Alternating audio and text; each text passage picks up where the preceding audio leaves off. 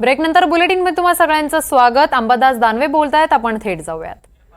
महिलांवर अन्याय करणे, तरुण मुलं परीक्षांची तयारी करतात त्याचे पेपर फोडणे, अशा प्रकारचं कार्य, महान कार्य हे सरकार सध्या करतंय। आणि म्हणून यांना हे निरोपाचं अधिवेशन, बाय बाय महायुती सरकार, अशा प्रकारचं हे अधिवेशन ठरणार आहे। महाविकास आघाडीकडून मुख्यमंत्री पदाचा चेहरा ठरवावा लागेल मला असं वाटतं अजून तो विषय सध्याच्या घडीला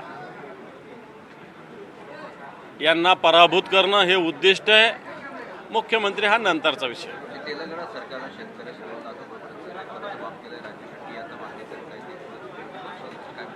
बिलकुल, तेलंगणाच्या धर्तीवर या महाराष्ट्रात सुद्धा कर्जमुक्ती झाली पाहिजे, ही मागणी या अधिवेशनात आम्ही लावून धरणार आहोत।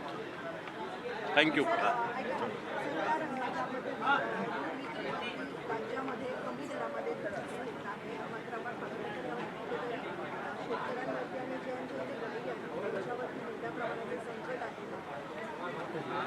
सरकारने दुधासाठी हमीभाव मला वाटतं 34 रुपये दिलेला आहे, परंतु शेतकऱ्यांकडून किंवा दूध उत्पादक जे बांधव आहेत त्यांच्याकडून दूध 22 रुपये, 23 रुपये, 24 रुपये या भावांनीच खरेदी केली जाते।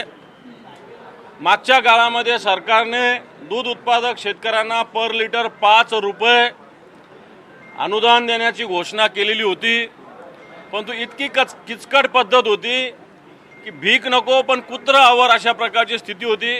अजूनही शेतकरी, दूध उत्पादक शेतकरी या 5 रुपयाच्या अनुदानापासून दूर आहे, कारण सरकारची नियत दूध उत्पादक शेतकऱ्यांना अशा प्रकारचं 5 रुपये देण्याची नियतच नाही, कारण त्याच्यासाठी पशुवैद्यकीय सेवेमार्फत वेगवेगळ्या पद्धतीनं प्रमाणपत्र लागतं। सगळ्यात पहिले महाराष्ट्रामध्ये अशा प्रकारे पशुवैद्यकीय विभागाचे अधिकारीच कमी आहे आणि सरकार मला वाटतं शेतकऱ्यावर अन्याय करतं। थँक्यू।